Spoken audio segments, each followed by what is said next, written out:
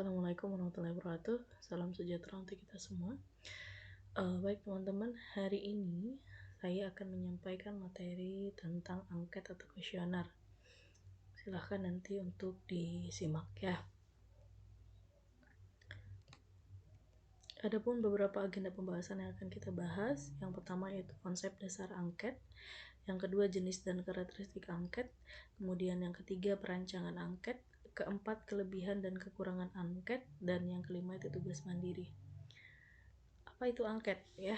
Ini ada beberapa pengertian yang menunjukkan atau yang menjelaskan tentang angket gitu ya, mulai dari pendapatnya Soekardi tahun 1985 sampai dengan Komalasari dan kawan-kawan itu pada tahun 2016 ya. Intinya angket ini adalah merupakan salah satu alat gitu ya untuk mengumpulkan data dengan cara memberikan sejumlah pertanyaan atau pernyataan. Jadi angket itu bisa pertanyaan, bisa juga pernyataan. Dan dia dibuat secara tertulis itu ya. Tentang data faktual atau opini yang berkaitan dengan diri responden yang dianggap fakta atau kebenaran yang diketahui dan perlu dijawab oleh responden. Jadi bentuk dari angket ini adalah pernyataan atau pertanyaan tertulis ya, dan dijawab juga secara tertulis oleh respondennya nanti. Tentang apa angketnya itu gitu ya. Itu tentang data faktual atau opini. Karena ini tujuannya adalah untuk mengumpulkan data, artinya mengungkapkan suatu kondisi gitu ya dari individu, maka tentu saja data atau fakta yang tadi berkaitan dengan opini atau diri responden atau orang yang mengisi angketnya tadi. Nah, kemudian untuk jenis angket ini ada secara garis besar itu ada 4 ya. Yang pertama dilihat dari segi isi angket, kemudian yang kedua dilihat dari segi bentuk angket, dan ketiga dilihat dari segi yang menjawab angket, dan yang keempat dilihat dari segi pengadministrasian pada responden. Oke, untuk yang pertama dilihat dari segi isi angket ya. Ini ada 4 jenisnya. Ada angket itu isinya berupa pertanyaan fakta, pertanyaan yang menanyakan tentang fakta gitu ya, tentang kebenaran gitu sesuatu gitu ya. Misalnya berapa jumlah murid yang ada di sekolah Bapak Ibu gitu ya, atau berapa jumlah siswa yang diampu gitu. Itu kan jawabannya nanti fakta yang ada di sekolah tersebut. Jumlah muridnya ada 1000, ada 2000 gitu ya. Terus jumlah jam belajar dan lain-lain. Itu contohnya. Kemudian pertanyaan perilaku. Pertanyaan yang menginginkan tingkah laku seorang peserta didik dalam kegiatan di sekolah gitu ya. Jadi yang dilihat itu kita menginginkan pertanyaan itu jawabannya itu adalah bentuk perilaku dari respondennya gitu ya. Misalnya apakah Anda sering konsultasi dengan guru BK?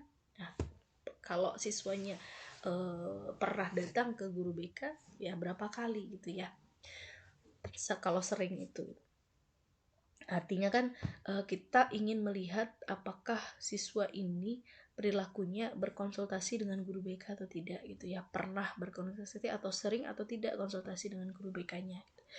Terus yang berikutnya nih pertanyaan informasi, pertanyaan yang menginginkan tingkah laku seorang peserta didik dalam kegiatan di sekolah. Oke. Ini artinya kalau pertanyaan informasi ini, apa yang kamu pahami berkaitan dengan materi yang disampaikan oleh guru? Endingnya memang tingkah lakunya gitu ya. Tapi yang ingin kita lihat dari pertanyaan informasi ini adalah kita ingin mendapatkan informasi apakah dia memahami atau tidak gitu ya, apa yang disampaikan oleh gurunya tadi gitu. Nah, bisa juga kita ingin melihat atau ingin mendapatkan informasi bagaimana perilaku dari anak itu ketika dia misalnya belajar di sekolah gitu. Kemudian pertanyaan sikap, pertanyaan yang berkaitan dengan perasaan, kepercayaan dan nilai-nilai yang berhubungan dengan objek yang dinilai gitu ya. Misalnya apakah kamu kecewa jika mendapatkan nilai 5 di dalam rapot gitu. Jadi sikapnya dia itu gimana, kita yang ingin lihat gitu. Apa yang dia rasakan gitu ya. Kecewa enggak? Sikapnya dia kecewa, apakah sedih, apakah bahagia gitu atau yang lain-lain gitu ya. Kemudian yang kedua dilihat dari segi bentuk angket. Ini ada 3 jenisnya ya. Ada angket tertutup, ada angket terbuka, dan ada angket terbuka dan tertutup. Nah ini sebenarnya dari segi bentuk angket ini dilihat dari alternatif jawabannya ya. Kalau angket tertutup itu berarti alternatif jawaban sudah ditentukan terlebih dahulu. itu responden hanya memilih di antara alternatif yang sudah disediakan. Artinya angket tertutup ini jawabannya itu sudah ada, jadi tinggal memilih jawaban yang sudah ada itu. Kemudian kalau angket terbuka, bentuk ini memberikan kesempatan kepada peserta didik untuk mengemukakan pendapatnya, gitu ya, tentang sesuatu yang ditanyakan atau pertanyaannya itu pertanyaannya itu jawabannya itu tidak disediakan, gitu ya. Jadi tidak ada jawabannya itu adalah dari respondennya sendiri. Nah, mungkin bentuk dari angket terbuka ini contohnya itu ya bentuk soal esai ya. Kita ada pertanyaan, terus nanti jawabannya yang menentukan yaitu respondennya sendiri, gitu ya. Kemudian angket terbuka dan tertutup, nah ini gabungan keduanya, berarti alternatif jawabannya itu suatu waktu ada, suatu waktu tidak, gitu ya. Bukan suatu waktu ya, barangkali gabungan antara keduanya ini. Jadi angketnya ini nanti terdiri dari pertanyaannya itu berupa pertanyaan terbuka dan pertanyaan tertutup. Pertanyaan terbuka berarti tidak ada opsi jawabannya atau tidak ada alternatif jawabannya, gitu ya. Tapi kalau untuk pertanyaan yang tertutup berarti itu ada opsi jawabannya, jadi siswa tinggal memilih, gitu ya. Nah, untuk angket terbuka dan tertutup ini gabungan dari keduanya. Ini contoh untuk angket tertutup ya teman-teman ya. Berilah tanda silang pada setiap jawaban yang sesuai dengan kondisi Anda. Apakah keinginan Anda setelah lulus SMA? Sudah ada jawabannya kan. Jadi tinggal memilih dari A sampai E, ini mana jawaban yang mendekati atau yang sesuai dengan kondisi dari responden atau siswa yang mengisi ini, gitu ya. Ini untuk contoh angket terbuka. Tuliskan apa keinginan Ananda setelah lulus SMA ya. Jadi jawabannya ya responden sendiri yang menentukan, gitu ya. Oh, saya setelah lulus SMA saya ingin melakukan beberapa kegiatan. Yang pertama misalnya saya ingin menikah, yang kedua saya ingin lanjut kuliah atau apa dan lain-lain, gitu ya. Itu jawabannya berasal dari responden, tidak disediakan alternatif jawabannya. Kemudian untuk contoh angket terbuka dan tertutup, ini kurang lebih seperti ini ya. Apa keinginan Anda setelah lulus SMA? Menikah. Sampai D itu ada alternatif pilihannya tuh ya. Tapi EKF-nya nggak ada nih gitu. Jadi ya silahkan kalau misalnya ada yang lain dari opsi jawabannya itu yang belum sesuai dengan kondisi dari respondennya, maka responden bisa melakukan pengisian sendiri. Lalu dilihat dari segi yang menjawab angket gitu ya. Ada dua nih, angket langsung dan angket tidak langsung. Bila angket itu langsung, berarti angket itu diberikan kepada responden yang ingin kita selidiki, gitu ya. Nah, jawaban yang diberikan itu kita dapatkan dari sumber pertama tanpa menggunakan perantara. Misalnya, saya ingin memberikan angket kepada mahasiswa, gitu ya. Ya, saya kasih langsung ke mahasiswanya, terus mahasiswanya langsung yang memberikan jawaban angket tersebut. Nah, itu dikatakan angket langsung. Kalau angket tidak langsung, ini kalau misalnya kita ingin saya ingin mengetahui tentang mahasiswa A misalnya gitu ya, tapi saya memberikan angket ini kepada mahasiswa B, orang atau temennya dari mahasiswa A ini tadi, tapi data yang ingin saya cari itu ya datanya A gitu. Artinya saya meminta pendapat orang lain tentang kondisi orang lain, gitu ya. Jadi jawaban itu diperoleh dengan melalui perantara, atau misalnya kita sebagai guru BK ingin mendapatkan data tentang anak, tapi bukan ke anaknya kita tanya gitu ya, tapi ke orang tuanya. Data yang kita dapatkan data siapa? Data anak, tapi kita nanyanya melalui orang tua. Itu dikatakan angket tidak langsung. Kemudian dari segi pengadministrasian pada responden ada dua, ada angket yang dikirimkan atau mail questionnaire dan ada angket yang dibagikan langsung pada responden. Nah, untuk angket yang dikirimkan ini mail questionnaire ini ya seperti Google Form tuh ya, itu adalah angket yang dikirimkan gitu. Terus angket yang dibagikan langsung ini berarti pada saat kita ingin memberikan angket, kita langsung ada di depan responden terus kita berikan secara langsung kepada responden gitu. Oke, selanjutnya ini karena ada karakteristik angket, ada beberapa hal yang menjadi atau mencirikan angket gitu ya. Yang pertama yaitu data yang diungkapkan berupa data faktual atau yang dianggap fakta dan kebenaran diketahui oleh subjek. Jadi datanya itu ya memang real gitu ya. Data atau kenyataan yang sebenarnya yang dirasakan oleh orang yang mengisi angket itu gitu. Jadi seharusnya orang yang mengisi angket itu, isi dari angket itu mencerminkan keadaan dari orang yang mengisi itu ya. atau datanya itu data faktual gitu. Apakah kamu suka bakso? Kamu suka bakso atau mie ayam? Gitu ya. Saya suka bakso. Jadi nanti dilihat tuh berapa orang yang suka bakso, berapa orang yang suka mie ayam. Itu kan data faktanya ya, bahwa orang ternyata dari hasil survei ada 10 orang yang menyukai bakso, ada 10 orang yang menyukai mie ayam. Faktanya itu ya. Kemudian pertanyaan dalam angket berupa pertanyaan langsung terarah pada informasi mengenai data yang hendak diungkap ya. Jadi ya kalau kita nanya ini, kamu suka apa? Kamu suka makan bakso? Jawabannya iya atau tidak gitu ya. Jadi ketika kita bertanya itu yang kita tanyakan ya memang kita ingin mendapatkan informasi apa. Kalau kita ingin mendapatkan informasi tentang apakah dia suka bakso atau tidak ya kita langsung tanya gitu ya. Kemudian responden terhadap angket tahu persis mengenai apa yang ditanyakan dalam angket dan informasi apa yang dicari oleh pertanyaan yang bersangkutan gitu. Jadi istilahnya kalau kalimat di dalam angket itu atau pernyataan atau pertanyaannya itu jelas gitu ya, bisa dipahami dengan responden. Seperti tadi, apakah kamu suka bakso? Berarti orang ini menanyakan makanan kesukaan saya, bisa jadi kan, apakah makanan kesukaan saya kamu, apakah kamu suka makan bakso? Dia ingin memastikan apakah saya suka makan bakso atau tidak nih gitu. Jadi responden itu menyadari dia pembuat angket ini ingin mencari tahu tentang orang yang menyukai bakso gitu ya. Kemudian respon yang diberikan subjek terhadap angket tidak dapat diberi skor dalam arti harga atau nilai jawaban, melainkan diberikan angka coding sebagai identifikasi atau klasifikasi jawaban. Jadi ya data hasil dari angket ini tidak dapat diberikan skor ya, beda dengan skala psikologis. Kalau skala psikologis itu bisa diberikan skor. Lalu nanti jawabannya itu kalaupun ada angka gitu ya, sifatnya itu ya hanya pengkodingan aja. Pengkodingan itu artinya kode untuk mengklasifikasikan atau mengelompokkan jawaban. Misalnya tadi yang suka bakso, iya tidak. Iya itu 1, tidak itu misalnya 0 gitu ya. Tidak itu misalnya 2. Berarti ya 1 ini mencerminkan orang yang suka bakso, yang 2 ini tadi orang yang tidak suka bakso. Hanya itu saja. Tidak ada unsur 1 berarti dia yang pertama gitu. Yang kedua berarti dia yang kedua atau urutan atau apa. Itu yang paling tinggi itu 1, yang paling rendah itu 2, enggak itu ya. Itu hanya sebagai kode saja. Kalau 1 itu untuk yang suka, kalau 2 itu untuk yang tidak suka gitu. Kemudian dalam satu angket dirancang untuk mengungkapkan data dan informasi mengenai banyak hal. Jadi dalam satu angket itu kita bisa mendapatkan banyak informasi gitu ya. Tidak hanya berfokus kepada satu saja gitu, atau satu pembahasan saja di sana gitu.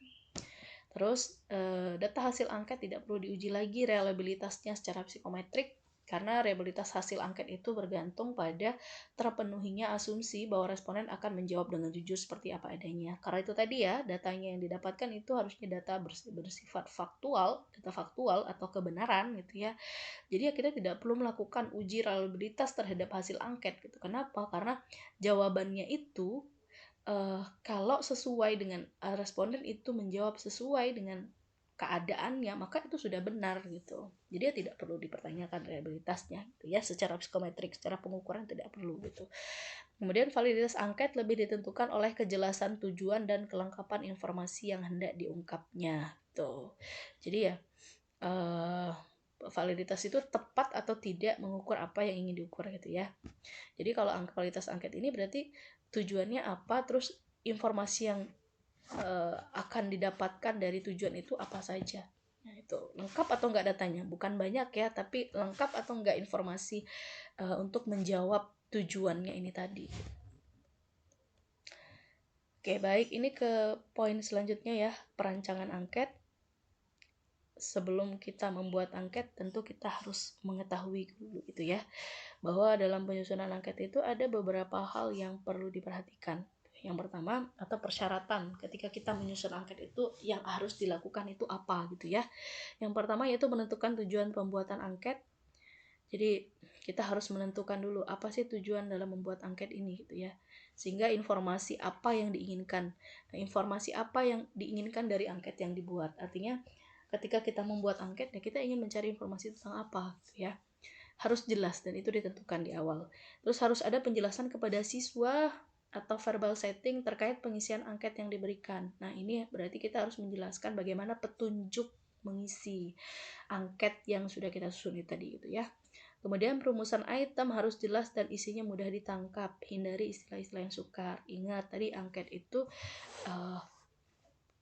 karakteristiknya salah satunya adalah responden menyadari apa yang ditanyakan, ingin mencari tahu apa pembuat angketnya gitu ya. Sehingga ketika kita membuat item pernyataan atau pertanyaan, gunakanlah bahasa yang mudah dipahami gitu ya. Jangan menggunakan istilah-istilah yang sukar untuk dipahami sehingga nanti jawabannya tidak ambigu gitu ya. Satu item tidak menanyakan dua hal sekaligus, menghindari kebingungan siswa dalam menjawab gitu ya. Jadi pernyataan itu ya berfokus kepada satu pertanyaan gitu ya. Misalnya, apakah kamu suka bakso dan mie ayam? Tapi kita berfokus kepada satu pertanyaan saja supaya tidak bingung gitu ya. Karena kan mie ayam dan bakso itu dua hal yang berbeda. Jadi ya tanyakan satu-satu gitu ya. Kemudian pertanyaan tidak menanyakan hal-hal yang mempermalukan atau mempunyai konotasi negatif ya. Jadi makna dari pernyataan atau pertanyaan yang kita tanyakan itu ya jangan sampai maknanya itu menyinggung, kemudian punya makna negatif gitu ya, sehingga orang yang mengisi itu merasa tersinggung dengan pertanyaannya itu. Jadi ya, hal itu harus dihindari. Dalam perumusan item jangan mengandung jawaban yang baik atau sugesti mengenai jawaban yang ideal gitu ya. Jadi ya kalau bisa ya itu tadi, supaya data yang kita dapatkan itu data sebenarnya, bukan data yang ideal ya gitu. Jadi ya kondisi yang sebenarnya yang memang yang harus ditunjukkan gitu. Ingat ya data faktualnya tadi gitu. Sehingga kalau misalnya kita buat angket yang tertutup ya, jawabannya itu jangan mengarah kepada jawaban yang ideal gitu. Tapi jawabannya itu yang mengarah kepada data fakta atau faktual gitu. Kemudian bila mana item tertentu ada lanjutannya, sebaiknya dipisahkan menjadi dua bagian. Jadi kalau misalnya itemnya itu ternyata temanya misalnya topiknya tetap sama gitu yang ditanyakan gitu ya, tapi pertanyaannya yaitu harus pertanyaannya misalnya berbeda, berarti itu harus di misalnya option jawabannya lah yang beda atau topiknya tetap sama, berarti itu harus dipisahkan. Pisahkan artinya setiap pertanyaannya itu berarti harus punya instruksinya sendiri supaya tidak menjadi kebingungan yang mengerjakan gitu ya. Kemudian perhatikan susunan teknis atau layout angket, misal penggunaan huruf besar, letak item, letak pilihan jawaban dan lain-lain, itu juga bisa berpengaruh terhadap orang yang mengisinya nanti gitu ya.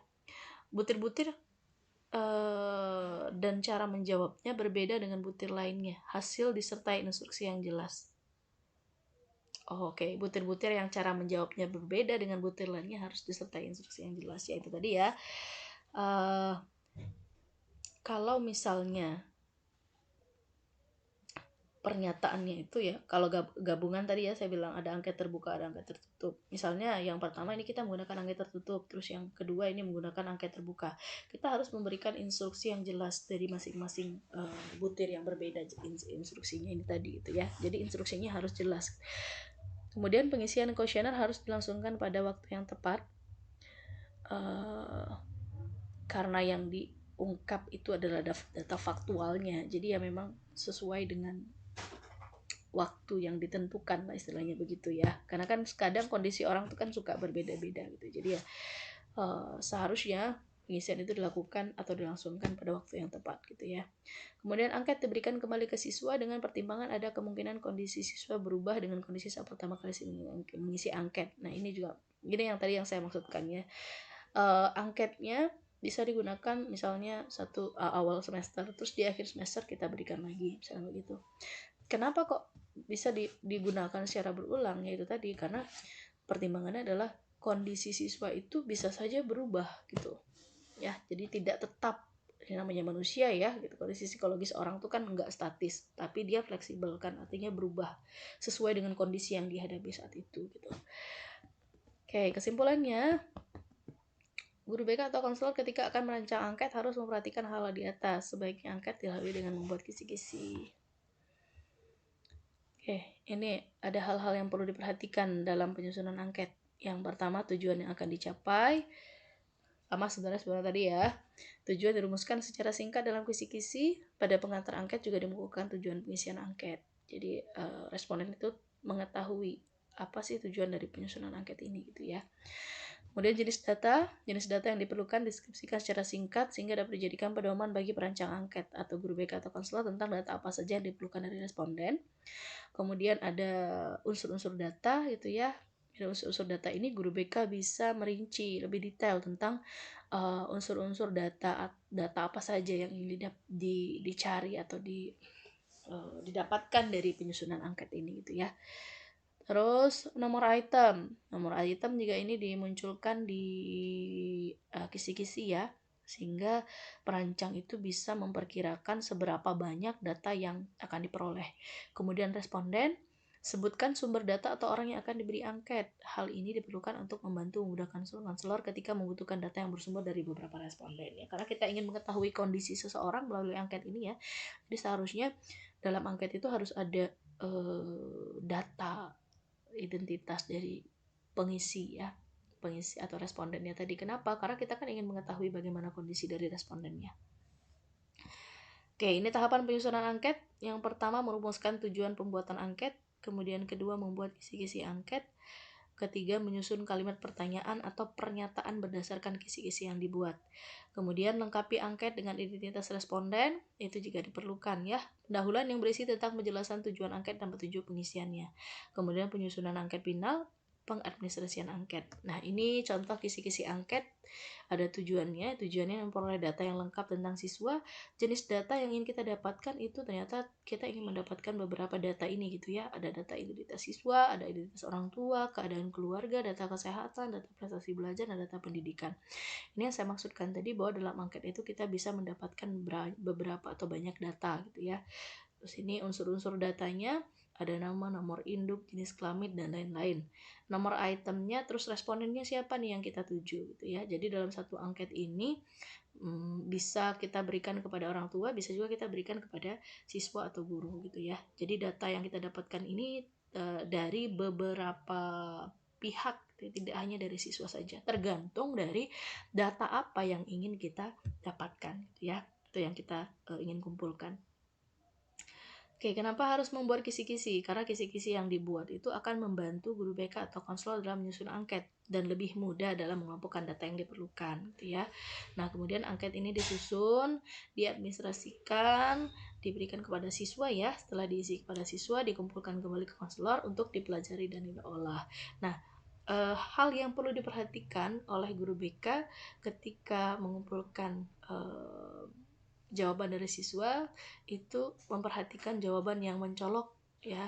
Kalau ada jawaban yang mencolok berarti artinya itu perlu ditandai atau dicatat sebagai bahan guru BK atau konselor untuk menyusun program BK dan melaksanakan pelayanan BK.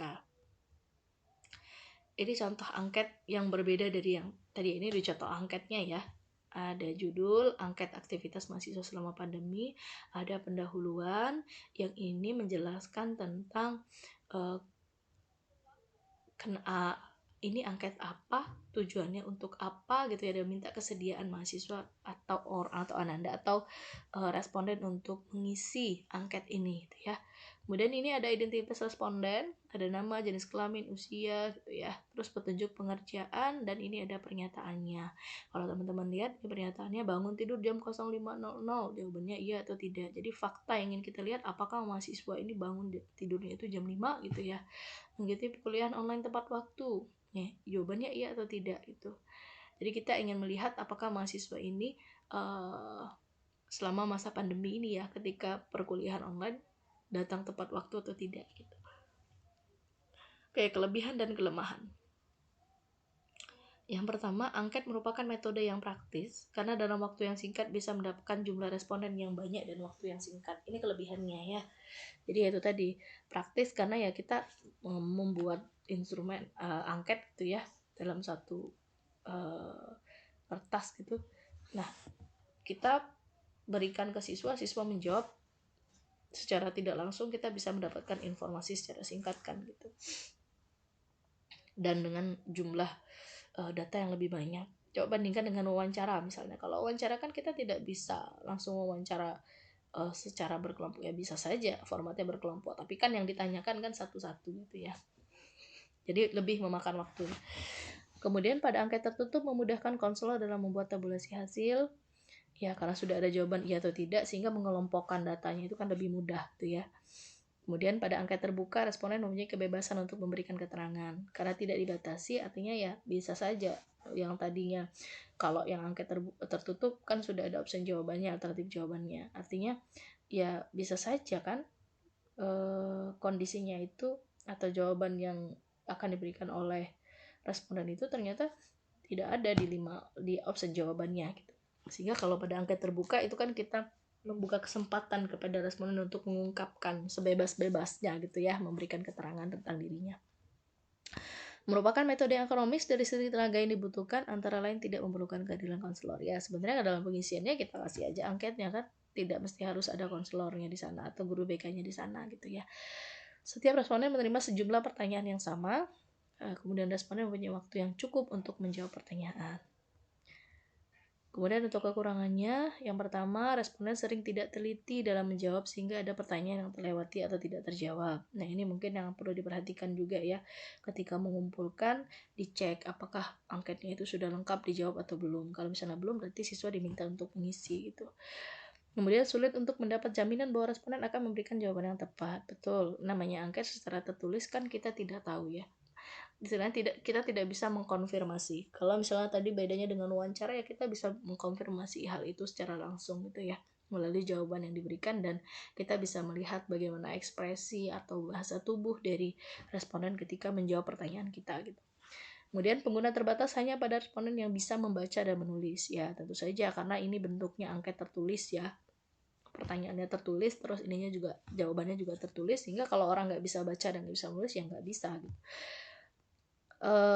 Sulit mendapatkan jaminan bahwa semua responden akan menggunakan angket yang diberikan. Ya ini tadi kan katanya tidak perlu kehadiran konselor ya.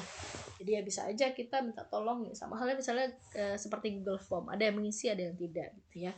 Jadi ya kita tidak bisa menjamin itu gitu. Tapi hal yang bisa kita lakukan adalah bagaimana kita meyakinkan ke siswa bahwa apa yang mereka isi dari angket itu yang akan nantinya gitu ya, itu akan dijadikan oleh guru BK sebagai bahan untuk membantu mengentaskan permasalahan mereka. Oke, untuk tugas mandiri. Ini tugas mandirinya adalah buatlah angket tentang pelaksanaan pembelajaran daring, dan ingat ikuti langkah-langkah dalam penyusunan angket. Oke, boleh nggak tema lainnya Bu? Ya boleh, silahkan gitu ya. Tapi paling tidak kalau Anda tidak mau mikir mau tentang bikin angket apa ya, bikin angketnya saya batasi dengan tema pelaksanaan pembelajaran daring. Tapi kalau ada yang lain ya silahkan saja, nggak masalah. Itu saja. Assalamualaikum warahmatullahi wabarakatuh.